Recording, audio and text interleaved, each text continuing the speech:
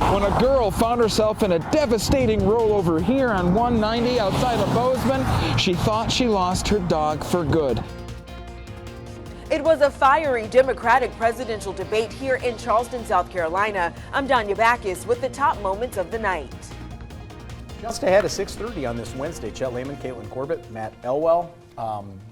Debaters and dogs. That's topic of news this half hour right there. Should be a good one. All the news you need. That there you and go. weather. You're cover the set for the day.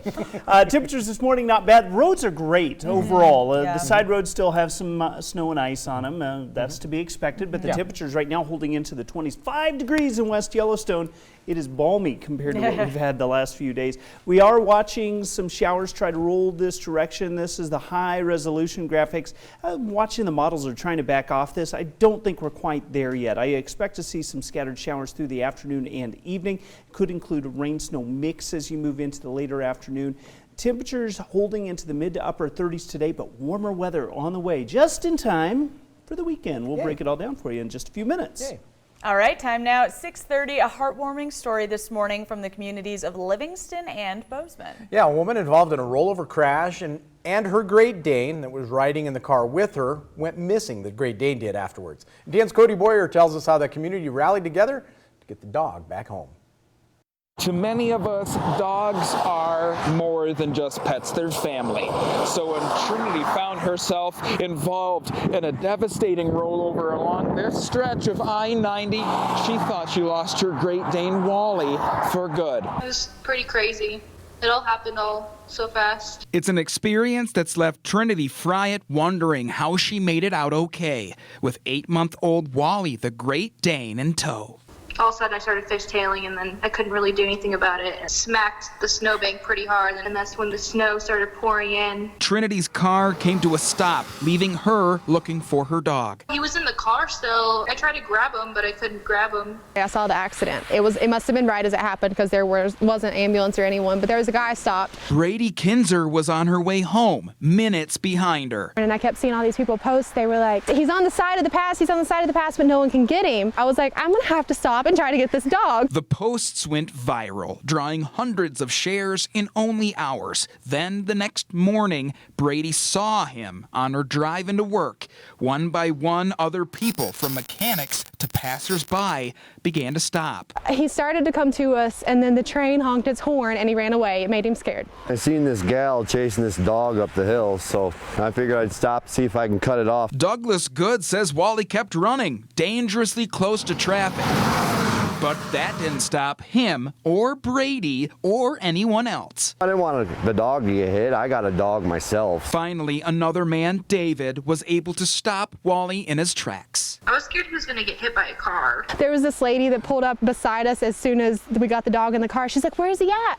I was like, he's in a vehicle, he's fine. She's like, oh, I brought bacon. An outpouring from Good Samaritans that left Trinity speechless. It's like my emotional support. I mean, we do everything together. Those who helped, like Brady and Douglas, say they would do it all again. At the end of the day, when you do something good for the community, it makes you feel good. I just want to thank all of them. In Gallatin County, I mean, I'm really thankful for them. Cody Boyer, MTN News. What a feel-good story. That is so great. I brought bacon. I know, I brought bacon to get so the dog. Good. Wally's home. Good thing they got him anyway. And everybody's safe and okay. sound. I love that. All right, switching gears a little bit now to the political sphere. 7 candidates squared off in a contentious Democratic debate in Charleston, South Carolina last night. That's right. Frontrunner Bernie Sanders spent much of his time fending off attacks from the other candidates looking for a bounce. CBS's Danya Backus is in Charleston with a recap. I will win South Carolina. Joe Biden is staking his campaign on a victory in the South Carolina primary this Saturday. I've worked like the devil to earn the vote of the African American community, not just here, but across the country. But the focus at the 10th Democratic debate last night was on the national frontrunner Bernie Sanders. I'm hearing my name mentioned a little bit tonight. Bernie will lose to Donald Trump. Where it comes down to Donald Trump with his nostalgia for the social order of the 1950s, and Bernie Sanders with a nostalgia for the revolutionary politics of the 1960s. Sanders was prepared for the attacks. Do we think health care for all, Pete, is some kind of radical communist idea? That Do we rhetorical think question. Let's raising go behind the taxes pilfers. on billionaires Let's talk about this. is a radical idea?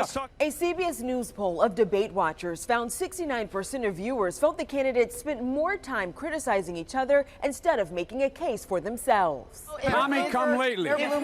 If we spend the next 4 months tearing our party apart, we're going to watch Donald Trump spend the next 4 years tearing our country apart. Look. The moderates and progressives all tried to sell their brand. Progressive ideas are popular ideas, even if there are a lot of people on this stage who don't want to say so. I don't believe that a government takeover of large parts of the economy makes any sense. This was the final debate before 14 states hold primaries on Super Tuesday next week. Danya Backus, CBS News, Charleston, South Carolina. By the way, the latest CBS Battleground Tracker from February 23rd has Joe Biden in the lead in South Carolina among likely primary voters with 29% of the vote. Bernie Sanders is in second with 23%, and Tom Steyer currently in third with 18%. Meantime, Politico reports Senate Minority Leader Chuck Schumer was in Montana last weekend to meet with Governor Steve Bullock.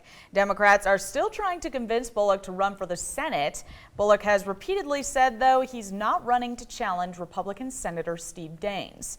The Montana filing deadline, of course, is just 2 weeks away. Several weeks ago, former President Barack Obama met with Bullock in Washington, D.C.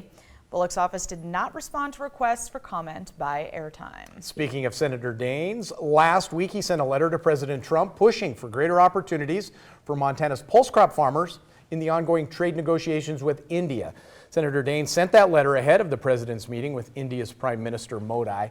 Now, yesterday morning, Senator Daines received an update from the White House that President Trump hand-delivered his letter to the Prime Minister on behalf of Montana Ag. Back in local headlines, a Bozeman man who was involved in a marijuana dispensary burglary was back in court on Tuesday to say he didn't do it. 18-year-old Alexander Pomerleau pleaded not guilty in Gallatin County District Court yesterday, facing a charge of burglary after Bozeman police say he and 3 others broke into Collective Elevation back on December 20th. Surveillance cameras caught the act, with the 4 stealing more than $20,000 in marijuana product. Pomerleau could face up to 20 years in prison if he's convicted. This is a good one here. It is a time now, in a time when ghosting replaces a polite decline. We spend more time posting selfies than meeting face to face. There is a renewed push to get our manners in check. We're all familiar with ghosting nowadays, right? Naomi Rashim went to Burlington, Vermont for a lesson in modern day etiquette from one of the most legendary names in the game. If there's ever a time to mind your manners, it's while meeting Lizzie Post. The etiquette nowadays is so much more towards the individual, how you want to present yourself. She and her cousin, Dan Post-Senning, are great-great-grandchildren of the iconic Emily Post, who literally wrote the book Etiquette back in 1922. With their weekly podcast, Hello. Welcome to Awesome Etiquette. And business seminars, Lizzie and Dan now run the Emily Post Institute in Burlington, where they also update the original book with modern manners, like prioritizing people over cell phones. We travel and speak and promote etiquette in person in a world where it's easier and easier to get information, but that human connection is really at a premium. Nearby at the University of Vermont, all undergraduate business students are required to take 3 courses in those soft skills you just can't learn from a textbook. They're focused on things like networking, things like dressing for success, things like business etiquette, how to introduce yourself, how to shake hands. Students tell us it's the little things that go a long way. What to wear to a meeting, when to write a thank you note, or should you order dessert at a business lunch? So many people learn these hard skills in class. You learn how to make a balance sheet, you learn how to make an Excel spreadsheet, but you don't learn how to interact in a professional manner. That is really what sets you apart. Is etiquette dead? Never. It will never die. As long as 2 people come together and their behavior affects one another, you have etiquette, according to Emily Post. Society has changed since the days of their great-great-grandmother, but to the Posts, kindness and courtesy never go out of style. Naomi Ruckham, CBS News, Burlington, Vermont. The Post cousins are now working on the 20th edition of their great-great-grandmother's book for the 100th anniversary. Among their top tips for modern-day etiquette, limit the use of emojis in business emails, seriously consider if a text is an appropriate choice for your communication, and prioritize people over cell phones. I hope she's right that it's never dead. I hope so too. I mean, I was telling you I had that book when I was growing I know, up. right? We've Didn't all seen take it. that much time to read it, but you know, it's interesting now to see how that's changed in the day of technology. So true. People are always on their phones. That's true. Instead of just talking. There you go. Thank you very much for your efforts on that story.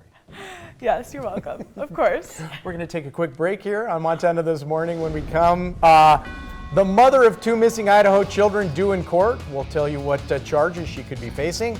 Here's also what's coming up at 7 o'clock on CBS This Morning. Good morning. Ahead on CBS This Morning, a raucous night as Democratic candidates unloaded on each other in the CBS News presidential debate. We'll have plenty of analysis on how the night could affect Saturday's primary and next week's Super Tuesday. Also, a new warning from the CDC. Americans should begin preparing for a likely coronavirus pandemic. The deputy director of the agency joins us with how the U.S. is prepared. And financial guru Susie Orman is in Studio 57 to share the critical steps you should take when planning for retirement. Comes to all of us. We'll see you guys at 7.